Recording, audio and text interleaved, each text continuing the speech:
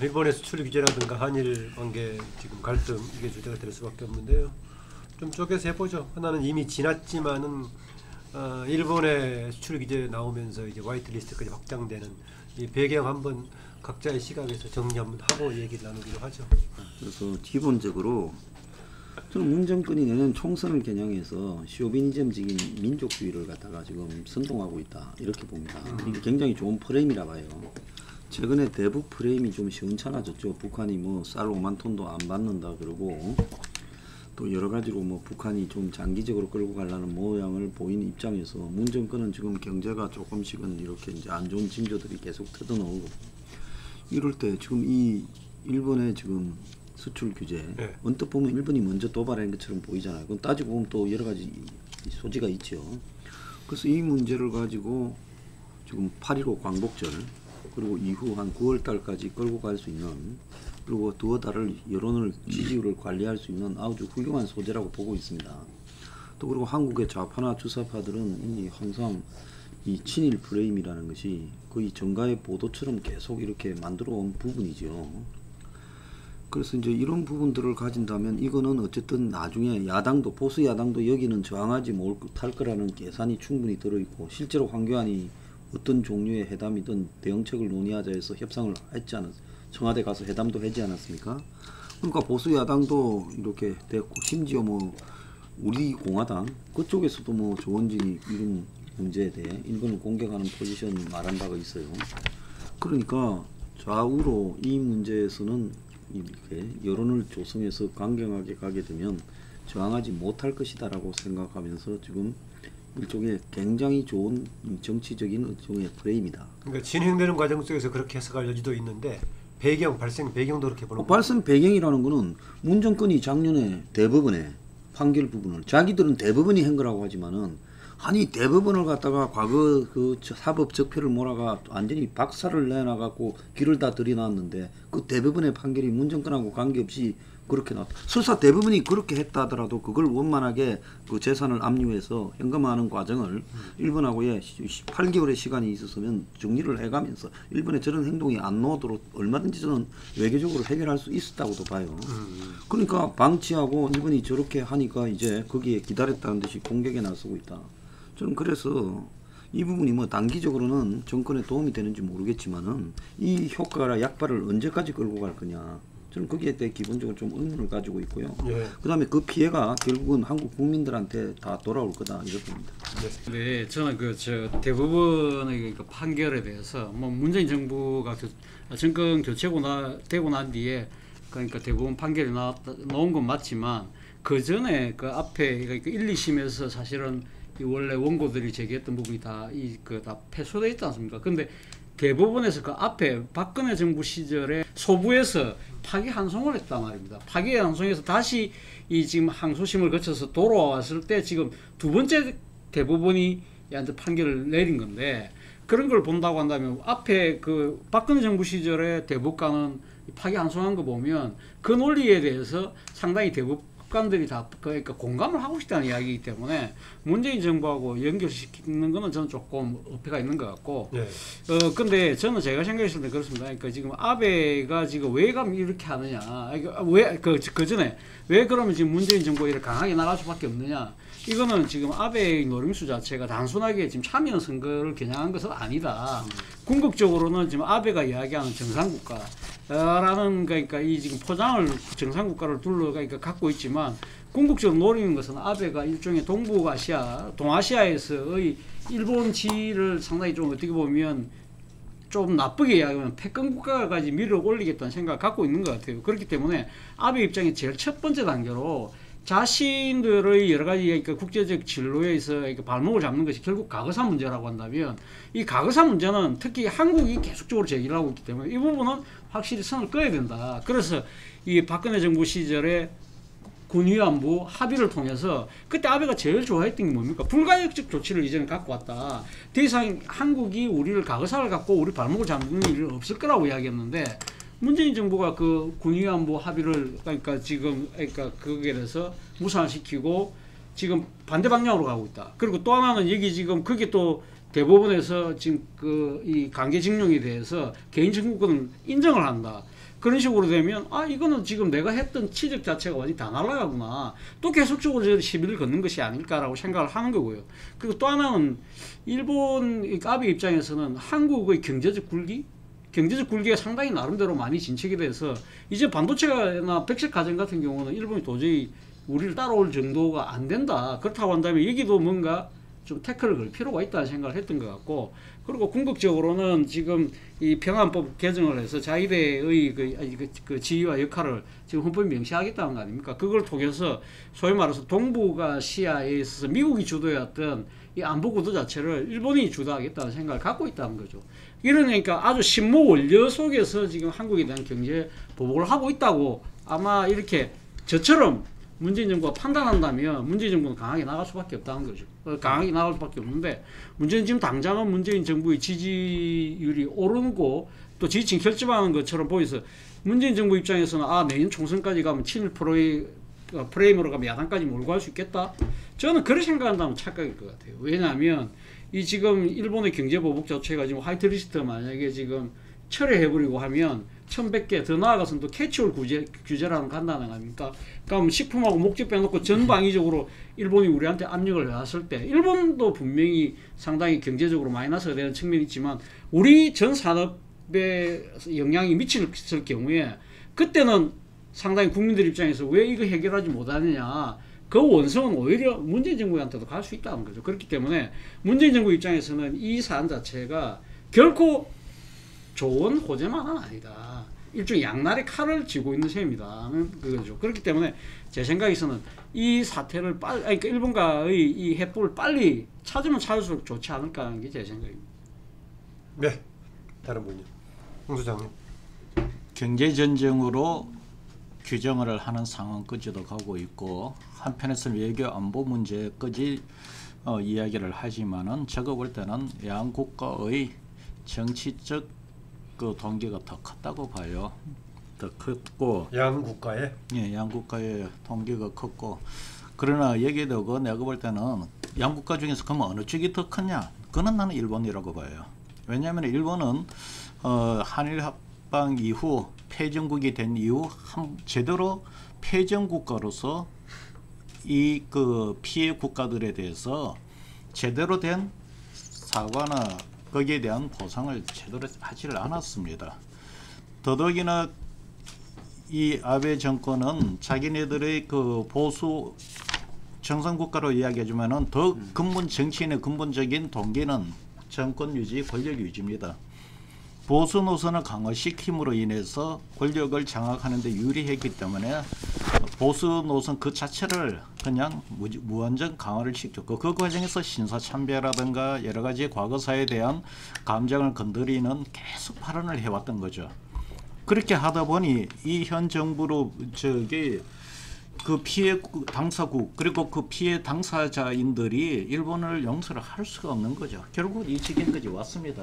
1차적인 원인 제공은 그건데, 현 정부는 나는 이제 현 정부의 책임론은 이야기를 하는 것은 뭐가면은 이런 상황이 일본이 이미 이런 식으로 가고 있었다면은 이런 상황에 대한 좀 더 일찍이 대비를 좀 했었으면 좋겠다. 이거는 내가 볼 때는 굉장히 광범위하고 장기적인 계획로 갈 가능성이 크다는 거죠.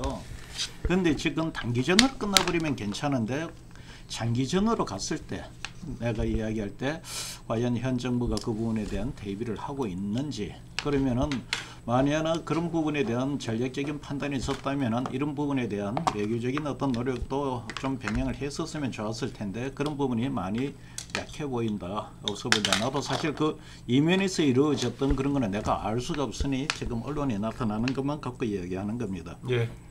잠시 잠깐, 네, 여기 그 여론 지금 반등을 이야기하는데 이 반등이 지금 현 최근까지 최고 문재인 대통령의 국정 수행 지지율이 높게 나온 게 51.8%입니다.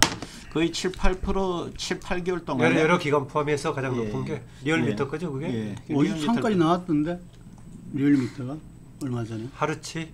공식적으로 하는 건 5.18이고요. 근데 뭐 5.18, 5.3이나 그거나 그 530이나 그건데 지금 한 7-8개월 동안 문재인 대통령의 지지율이 45%에서 50% 사이에 갇혀 있었습니다. 물론 45% 이하 내려간 적도 있고 50%를 잠시 올라간 적도 있었지만, 그러나 지금 51.8% 또는 53%라 칩시다. 이거 갖고서 지지율의 의미 있는 반등으로 아직 보기는 좀 어렵다.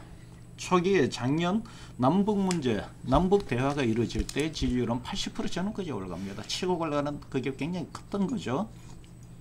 근데 지금 50% 조금 넘어가는 것 같고서 대통령의 지지율 반등이 되기는 되었지만은 제가 볼 때는 이거는 이 사안의 성격상 굉장히 큰 사안이에요. 이 정도 사안이면 10% 이상 푹 올라가 버려야 돼요. 올라가야 되는데 향후 모르겠어요. 향후 더 차이가 날는지는 모르겠습니다만은, 더 올라갈는지는 모르겠습니다만은, 현재 문재인 대통령의 지지율에 분명히 긍정적인 상승 요인으로 작용을 하지만, 내가 여론조사하면서 이쪽 사안의 성격을 놓고 본다면 제가 볼 때는 기대만큼은 예상만큼은 덜 오른 거다. 이후에 문제인데, 이제 차 박사님이 이야기하셨지만은 이것이 지금은 이런 상황인데 이게 장기적으로 광범위하게 한 1년간 지속이 될 때 대통령의 지지율이 어떻게 갈 것인가. 왜 큰 호재가 안 되고 있다고 보세요?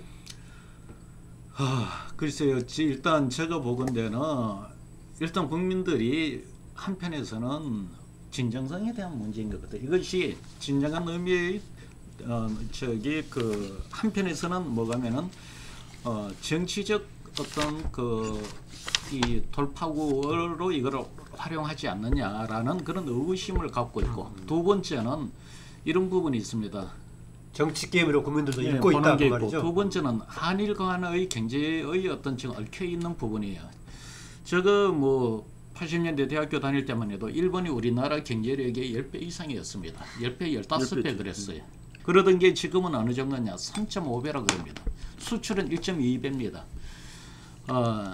많이 따라는 왔지만 이것이 이런 그 경제 갈등이 과연 절대적인 승리, 그러니까 어느 한 일방의 절대적인 승리로 갖고 올 수 있는 성격인가에 대해서 좀 우려를 한다는 거죠. 특히 일본은 80년대만 해도 일본은 굉장히 그 수출 지향이었지만, 일본은 지금 성격이 보면은 내수 경제로 체제로 전환이 되어가 있어요. 그러다 보니까 우리가 이런 그 불매운동에 여러 가지를 하지만 우리가 예상했던 것만큼 일본 경제에 영향은 덜 미칠 수가 있다는 겁니다.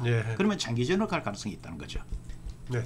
아까 제가 그 이야기했던 그 대법관 이름이 김능한 전 대법관이 그때 이런 이야기를 했어요. 나와서 가게 잠깐 하고 했던 건국하는 심정으로 판결문을 썼다는 거 아닙니까? 이 그 판결이 그때 그러니까 1, 2심에서 당시 강제징용 개인 청구권이 없다는 것이 그걸 뒤엎었다니까. 그 2012년도 재판입니다. 그거는 문재인 정부하고 사실 그거는 없는 거거든요. 그렇다고 한다면 대부분이 이렇게 하는 것이 그러니까 문재인 정부의 그러니까 정권 교체 때문에 영향 물론 없잖아 있겠지만, 그것이 전부라고 이야기하기는 2012년도 김능한 전 대법관의 판결을 보면 그렇게 꼭 이야기하기는 좀 어폐가 있다. 정치 권력에 대세가 영향을 미쳤다고만 할 수 없다 그런 얘기인데요. 조금 황영식 소장이 얘기했던 최근에 이 상황을 겪으면서 문재인 대통령 국정 수행에 대한 긍정 평가가 한 4%꽤 오르긴 했지만은 실제 큰 사안에 비해서 오르지 않는, 이 정도면 별로 오르지 않은 것이다. 이유를 두 가지 지적했는데 주목해 볼 만하네요. 하나는 일반 국민들의 상당수도 이것을 국가 이익을 위한 진정성보다는 정치 개입으로 보는 좀 그런 경향도 있을 것이다. 또 하나는 경제적인 실익의 차원에서 우려하는 바도 같이 포함되어 있다. 이런 해석까지 덧붙였습니다. 네, 김동우 대표. 저는 한 세 가지 관점에서 보고 싶은데요. 첫 번째는 뭐냐면은 이게 우리 한국 현대사의 제 문제를 어찌 말하면 덮어뒀던 부분들을 갖다 그대로 지금 이제 드러나게 하는 부분이었다. 역시 사학과 출신이시군요. 말하자면은 우리가 그 한일 합방 36년 이후에 그 51년도 샌프란시스코 조약에 의해서 전성국 그걸 할 때 우리는 전성국에 배제되면서 대만하고 주체가 아니었습니다. 주체가 아니게 돼버리고, 그런 속에서 어떤 미군정 이후에 수립된 그 정부에서 계속 일본하고 어떤 이 협상을 갖다가 14년간 하다가 박정희 대통령이 이 5.16 군사 쿠데타로 집권한 이후에 이미 그거는 외교문서도 나왔지만 미국의 종용에 의해서 우리가 이것을 비밀 회담 이렇게 그 식으로 했고 그 당시도 대학을 중심으로 대학생을 중심으로 해서 엄청난 국민적 반대가 있었던 거죠. 저는 그 문제가 그대로 드러났다. 그래서 역사는 역시 듣고 간다고 해서 이게 안 드러나는 게 아니다 이렇게 보여지고요. 그래서 지금 일본에서 이야기한 이미 모든 그 청구권은 완전히 이렇게 그 불가역적으로 소멸됐다 하는 부분 자체가 나는 문제가 있다고 봅니다. 그래서 이 외국 간의 어떤 국제 협정을 갖다가 그 자체를 갖다가 뒤엎지를 못하더라도 그 부분을 다시금 우리가 확인하고 또 그것을 갖다가 이렇게 하는 것은 좀 필요하다고 보거든요. 그래서 이번을 통해서 우리가 65년 한일 청구권 협정 그것이 어떻게 해서 탄생했고 그 내용이 뭔가에 대해서 온 국민들이 젊은 세대들까지 제대로 그걸 읽는 그런 하나의 이 계기가 될 것이다 이렇게 보여지기 때문에 저는 한편으로는 상당히 발전적이다 이렇게 보여져요. 발전적 계기이다. 네, 계기다. 이걸 묻고 지나가기보다 그러면은 일본의 어떤 의도는 뭐냐? 제가 볼 때는 우리 이 차재현 교수가 이야기한 것처럼 저도 그렇게 보는데 뭐냐면 일본은 큰 틀에서 정상화 국가로 가려고 한다. 그래서 자기들이 더 이상 전범 국가로서의 낙인이라든지 이것을 벗어나고 싶어하고 이 부분에 대해서는 뭐 제가 정확하게 보지는 않았지만 일본 국민들도 70% 이상이 그 부분에 동의하고 있고 그래서 아베 정권이 지금 이제 장기 집권과 이번 참여연 선거 때도 개헌선을 넘지는 못했지만 그 가까이까지 갔잖아요. 이게 지금 그것을 최근 갖다가 조사에서는 개헌을 47.8대 42 정도로 나옵니다. 찬반이. 이게 개헌에 대해서 이렇게 노골적으로 그걸 갖다가 하려고 하는 아베의 그런 게 나온다는 것은 저는 어떤 면에서는 이 팽팽하지만 기본적으로 그걸 추동할 수 있는 국민적 힘은 얻었다.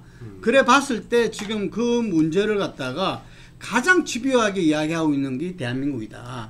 그래서 이 차제에 한국을 계기로 해서 어쨌든 자기들이 전범국가라는 틀에서 벗어나가려고 하는 움직임이고 그래서 10월 22일 날 천황 즉위식 전에 해결 방안을 가져오라 하는 것은 이제는 새로운 천황 시대가 됐을 때는 전범국가에서 벗어나겠다. 뭐 이런 거라고 보고요. 세 번째는 뭐냐면은 이게 현재 미중 정쟁이라든지 한반도 이렇게 새로운 평화에 대한 모색이라든지 이런 부분들이 상당히 이렇게 뭐 일시적인 것이 아니라 그 판을 흔들듯이 지금 벌어지고 있는 거죠.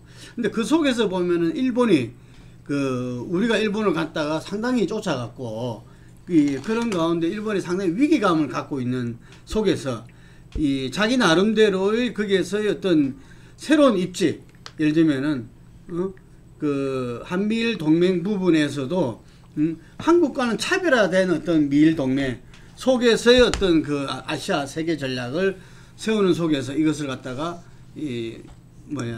지금 도발했다 이렇게 보여지거든요. 그래서 이런 상황 이게 총체적인 거죠. 어떻게 보면은 뭐 우리 정부로 보면은 이 한국 땅에서 그런 것도 시비를 걸던데 이게 왜 안보실에서 이걸 담당하냐 어쩌냐 뭐 외교부에서 해야 되는 건데 어쩌고 저쩌고 이렇게 이야기를 하는데 이건 어떻게 보면 뭐 산자부 뭐 예를 들면 외교부 그다음에 청와대 안보실 뭐 다 지금 붙어서 해야 될 문제라고 생각 들고 그래서 이게 우리 지난 역사 현대사 전반을 지금 이제 가는 문제이기 때문에 제가 볼 때는 이거는 뭐 서로의 그게 장기적으로 가리라 다들 계산은 하지만 어떤 측면에서는 우리부터 먼저 세워야 된다.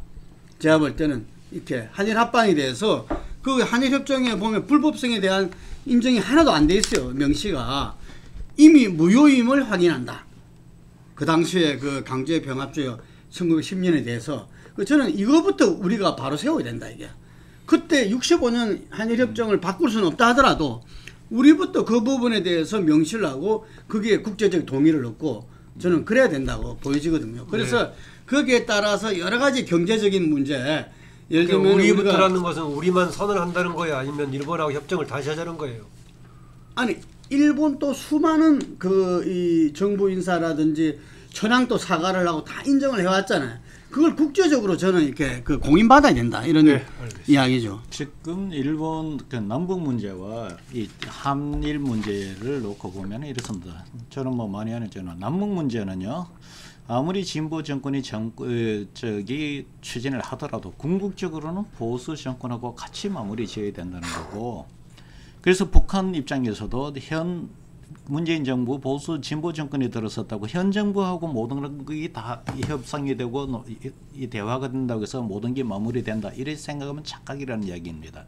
역으로 일본에 대해서도 내가 해주고 싶은 이야기는 일본이 형식 논리에 매달려 갖고 조항 그 당시 그 국제 조약이나 이런 각 그 조항에 얽매여 갖고 전후 문제가 처리되었다 이런 논리로 해 갖고는 이건 해결될 문제가 아니에요. 그리고 한국의 보수 정권하고 무슨 그런 협정을 하고 뭐 정리를 했다고 해서 되느냐 그거라는 거죠. 이 한일 문제는요. 이 우리나라의 진보 진영에서 동의를 할 수 있는 수준까지 모든 것이 협의가 논의가 되고 동의가 돼야만이 끝날 수 있는 문제입니다. 그래서 일본은 지금 보면은 자꾸 사실 미국을 너무 미국에 대한 어떤 그 뒷배경이 튼튼해서 그런지는 모르겠습니다만은 그 배경을 믿고 옛날에 그 전후 처리 과정에서의 협정 그리고 한일 63년도 그 협정 조약만 갖고 자꾸 형식 논리를 갖고 이야기를 하는데 그런 식으로 해갖고는 절대로 한일 문제가 발전적으로 풀릴 수가 없다. 그 형식 논리 이까가 이야기하면서 아까도 얘기했지만은 아베 정권 들어서는 계속 신사 참배하고 이게 독도 영토 논쟁 발언하고 그러면서 도발적인 이야기하면서 군비 재무장 이야기를 하는데 한일 관계가 발전적으로 갈 수가 있나요? 갈 수가 없었던 거죠. 네. 예. 저는 이제는 75년이 지난 이야기입니다. 고종이 이 도장 찍어주라고 했고 이한용이가 3일 도망 다녔어요. 우리가 아는 역사와 실제는 좀 달라요. 그 다음에 프랑스는 독일 기아에서 과것을 이한용이가 오히려 막고 피하려고 했었다. 3일 동안 도장을 안 찍어줬어요. 나중에 고종한테 대질까지 시켰어요. 그런데 프랑스는 과거를 철저하게 청산해서 만명쯤 뭐 총살을 시켰다 전다는데 프랑스는 이 100년 이상을 공화정을 해왔던 나라입니다. 이 루이 나폴레옹이 물러나고 난 이후에요. 그러니까 민주주의 정부를 100년 이상을 운영해 오다가 독일한테 무너진 거예요. 자, 그런데 한국은 나라의 왕이라는 사람이 국권을 지는 잘 먹고 잘 살게 해줬다니까 던져줬고, 예? 밑에 신하들 일부는 저항하다가 결국은 다 찍어줬지요. 그러고는 자기들은 보장을 받았습니다. 그리고 일제사회가 됐어요. 그러니까 해방이 되고 난 이후에 왜 지금 한국 국민들이 왕적을 복구하자 소리를 일체 안 났겠어요. 이상하리만큼 안 나왔잖아요. 자, 그런 어떤 분위기 속에서 이 문제를 일제 문제를 갖다가 바라보는 시각에 문제가 있고 저는 한일 청구권 협상의 이 자료를 다 읽어봤습니다. 제 아는 사람 중에 징용방대 회장이 있었어요. 거기 내용에 보면요. 일본이 3번을 묻습니다. 그 103만 명이라고 서로 합의를 했어요. 징용자를요. 숫자를요. 그래서 우리가 직접 돈을 주겠다고 했습니다. 일본이요. 그런데 한국 정부에서 반대를 하고 우리를 주라 우리가 알아서 할게. 이렇게 규정되어 있습니다. 그런 역사적인 사실들은 좀 맞는가 이런 말을 좀 하고 싶어요. 그 관련 논의가 최근 논의 중에 나온 거 있습니까? 최근 논의 중에서. 아니 일체 이야기 안 하죠. 저는 그걸 갖다가 뺀 기록을 갖다가 제가 있어요. 사무실에요. 그래서 우리가 방송에서 그걸 몇 번 했는데 누가 하나 그거 가지고 소송 못 겁니다. 징용 반대 회장이 자기 입으로 10년을 쫓아다니면서 구한 서류예요. 정부의 정보를 뺏어요. 한일협정에 관련되는 대화록입니다. 대화록에 그 이야기가 나와요. 징용 반대는 뭘 반대하시는 겁니까? 아, 징용 반대가 아니라 징용 배상을 촉구하는 배상 촉구 하는 분이요. 자, 그리고 그래서 노무현 정권 때도 이 징용자 문제를 가지고 위원회를 만들었을 때 이걸 갖다가 일본에 배상을 청구한다는 데는 현실적으로 무리수가 있다고 문재인도 그 위원이었잖아요. 이해찬이 위원장이었고요. 자, 그런 부분들을 갖다가 도외시한 채 이런 일이 떨어졌다 하면 자, 여기서 서로 간에 할 수 있는 최상의 합의를 도출하는 게 저는 맞다고 보고요. 자, 이제 우리가 그러면 일본보다 더 짧은 시간에 일본 해방되고 8년 뒤에 한국전이 벌어졌을 때 53년까지 중공이 남의 나라 전쟁에 개입해서 남지만 전쟁에 한국 국민과 군인 그리고 유엔군 수십만 명을 죽였습니다. 왜 그럼 우리 중공에 대해서는 말 안 합니까? 전쟁을 직접 한 중공에 대해서는 사과하라 그러고 이야기를 하지 않습니까? 공연히 남의 나라 전쟁에 개입한 부분에서요. 자, 이런 부분에서 일종의 저는 저뿐만 아니라 보수 진영에 상식이 있는 사람, 합리적인 보수를 이야기하는 게 이건 프레임이라고 보고 있어요. 주사파와 한국의 운동권들이 일제 친일 문제가 프레임이다. 자, 48년에 한국 정부 수립하고 난 이후에 반민특위가 생겼을 때 지금의 기준으로 친일을 갖다가 규정하면 솔직히 자유로울 수 있는 사람이 별로 없고 그때 한국 군과 한국 경찰에 그런 사람들을 빼고는 구성할 수 없고 남노당이 곳곳에서 폭동 일으키고 있는데 그럼 뭘 갖고 싸웁니까? 그래서 400명 정도 이야기하다가 덮은 거 아닙니까? 근데 그 이후에 과거사 청산한다고 했을 때 위원회 만들었을 때 그게 숫자가 1000명이 넘어갔고 나중에 반민정 연구소에서는 4000 몇백 명까지 갔어요. 그래서 우리가 일본 문제를 바라볼 때 이런 문제를 불쾌하게 바라보는 사람들 중에는 정가의 보도처럼 한국의 친북 좌파 진영이 갖고 오는데 근데 궁극적으로 지금 필요한 것은 저는 한미일 삼각동맹이라고 바라보는 사람들도 많다.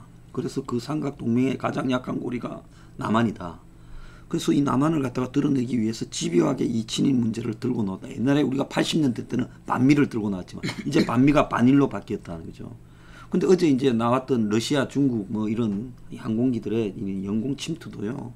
결국은 이런 구도가 무너지면서 나온 일일 수 있다. 그러니까 서로 바라보는 시각이 다르면요. 같은 한국에 살지만 역사를 바라보는 시각까지도 판이하게 다른데 저는 주장을 하려 그러면 좀 객관적인 사실들도 보고 좀 주장을 해달라는 이야기예요. 그 주사파적인 전략까지 연결시키는 건 조금 과한 거 아닌가요, 황 사장? 예? 주사파적인 전략으로까지 연결시키는. 주사파가 반일 운동의 핵심이지 않습니까? 그래서 한미일 삼각동맹의 고리를 깨트리고 하는 전략까지. 그거는 이미 2000년대부터 완전히 반미는 별로 주장 안 하고 반일로 바뀌었어요. 그런 이슈에 집착하고요.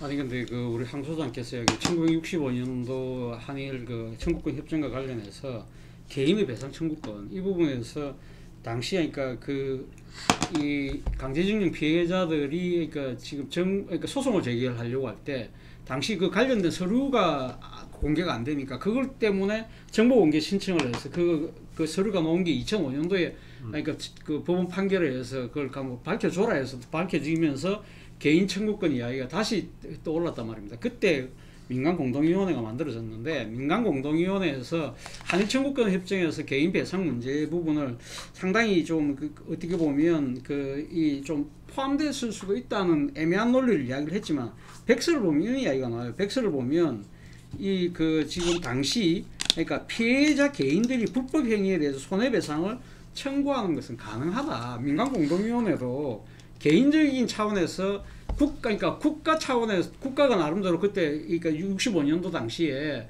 일본으로부터 그러니까 이 지금 보상을 받는 과정에서 국가가 지금 개인 청구권을 대신해서 받은 측면은 분명히 있지만 그럼에도 불구하고 개인이 행사하는 부분에 대해서는 가능할 수 있다는 식으로 결론을 양쪽으로 다 내려놨다는 겁니다. 그래서 국가가 대신해서 보상받은 부분에 대해서는 6,800억인가 해서 민간인들에게 다 개별적으로 지급을 해준 거거든요. 그러면서 그럼에도 불구하고 개인이 배상 청구하는 건 가능하다는 이야기를 했고 그리고 일본도 미국과의 관계에서 미국이 2차 대전 마지막에 히로시마하고 나가사키에다 원폭을 투하했지 않습니까? 그때 당시 일본 사람들이 죽었던 일본 개인들이 미국 정부를 상대로 해서 배상 청구권을 개인 청구권을 제시를 하려고 할 때 그러니까 샌프란시스코 강화 조약에 의해서 개인의 배상 청구권까지 없어진 건 아니라는 논리를 국가 간 조약이 있음에도 불구하고 그게 가능하다고 해석했던 것이 일본이에요. 그렇기 때문에 근데 지금 일본은 말을 거꾸로 지금 저거가 결국 당사자가 될 때는 또 말을 뒤바꾸고 있다는 거죠. 그러니까 이게 사실 어떻게 보면 지금 저는 황 소장 생각을 완전히 제가 배격한다기보다는 이런 식으로 양면적인 그러니까 이 조금 엇갈리는 시선이 있을 수 있다는 거죠. 그러니까 그 샌프란시스코 조약의 그 내용도 봤는데요. 그게 보면 미국하고 일본하고의 강화 조약인데 미국이 뭐 일본한테 받아낼 돈이 없으니까 그 내용은 구체적으로 안 들어있어요. 미국하고 일본의 배상은요. 그런데 이제 일본의 피해를 받은 나라들은 개별적으로 일본과 협정을 통해서 하라고 되어 있습니다. 그래서 일본이 이제 인도네시아, 베트남, 버마, 인도, 타이완 등에 지금 배상을 했죠. 근데 전체적인 숫자 액수나 이런 걸로 보면 한국이 적게 받은 건 아니죠. 그런 다른 나라 받은 거에 비하면요. 그리고 다른 나라들은 그런 받은 이후에 어떻게 썼는가 기록이 없는데요. 한국은 72년도에 경제기획원에서 내일 구상권 청구서 사용 백서라고 해가지고 사용 내역을 책으로 만들어서 경부고속도로, 포철, 한전, 농협 등등 기관들을 설립하는데 얼마 썼다라고 자료가 있습니다. 네. 그래서 그 구상권 배상을 받은 나라 중에요. 그래도 자료 만들어서 어디에 얼마 썼다라고 하는 거는 한국밖에 없어요. 네. 자, 그러니까 저도 그 점은 상당히 그러니까 박정희 정부가 그러니까 이 지금 일본으로부터 그러니까 청구권 행사해서 그러니까 5억 달러 갖고 왔지 않습니까? 그걸 갖다가 소위 말해서 정권 차원에서 입마에 포켓하지 않고 그래도 전후 그러니까 우리 경제 복원을 힘쓴 데 대해서는 그거는 뭐 진보 진영도 다 박수를 보내는 측면이 분명히 있는 것이거든요. 자, 그렇다고 한다면 저는 앞서도 이야기했지만 이 지금 개인 청구권과 관련된 부분에서는 상당히 지금 엇갈리는 지점이 분명히 있다는 겁니다. 그렇다고 한다면 우리가 그러니까 인정할 건 우리가 그러니까 일본 입장에서는 그러니까 당시 65년도에 5억 달러 좀 퉁쳤다는 거 아닙니까?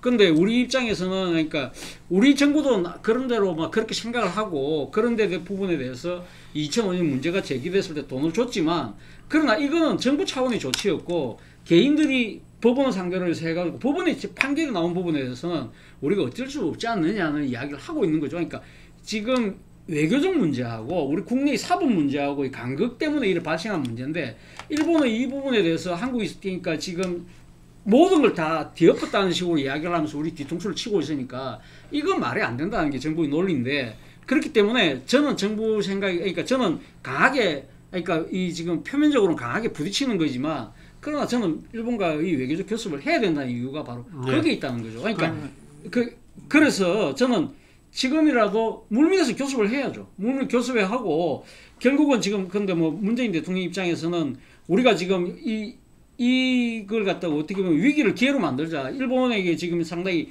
분업 체계 쪽에서 지금 우리가 일본한테 뒤쳐져 있는 부품 소재 산업을 앞장서서 나가는 쪽으로 가자. 물론 그렇게 하면 제일 좋겠죠. 그러나 그게 단기간에 되지 않는다는 겁니다. 그렇다고 한다면 말은 그렇게 하지만 외교적으로 풀 수 있는 방안은 만들어 나가야 된다는 거죠. 예. 우리가 역사를 갖다 과거와 현재의 대화를 하는데 그럴 때 과거를 갖다가 우리가 바꿀 수는 없잖아요. 하지만 과거에 일어났던 일이라도 현재의 어떤 그 상황에서 시각에서 그 부분들을 갖다가 다시 이렇게 그 짚어보고 하는 것은 필요하고 특히 미래를 위해서 그렇다는 거거든요.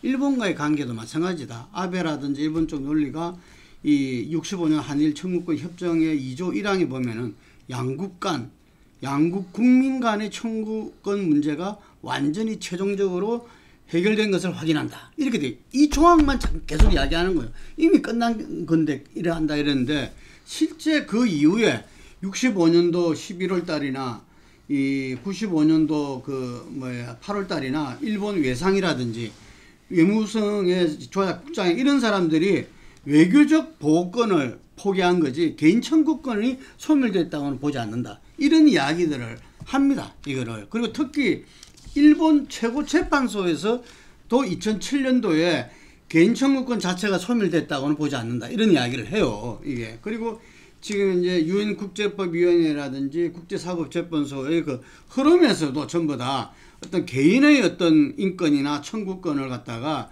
희생하면서 국익을 갖다가 하지 않는다. 이런 게 흐름이거든요. 그래서 저는 그게 과거에 있었던 게 아니라 현재의 흐름이라는 이야기입니다. 이호조는. 그래서 그런 차원에서 저는 과거를 우리가 매달려서 그걸 갖다가 뭐 다시 소환해서 할 수는 없는 거고. 근데 예. 그 부분을 현재적 시각에서 제대로 하면서 미래를 위해서 서로 협상하고 거기에서 인정하고 나눌 거 나누고 해야 되는데 지금 일본의 태도라는 것은 아까 말한 대로 그 세 가지 저기들의 그런 목적 하에서 그런 부분들에서 외면하고 뭉개면서 지금 이제 과거만 고집하고 있다. 이렇게 본다는 거죠. 네. 홍 사장님 얘기 뭐 짧게 하실 거 좀 추가하고 넘어가겠습니다. 예.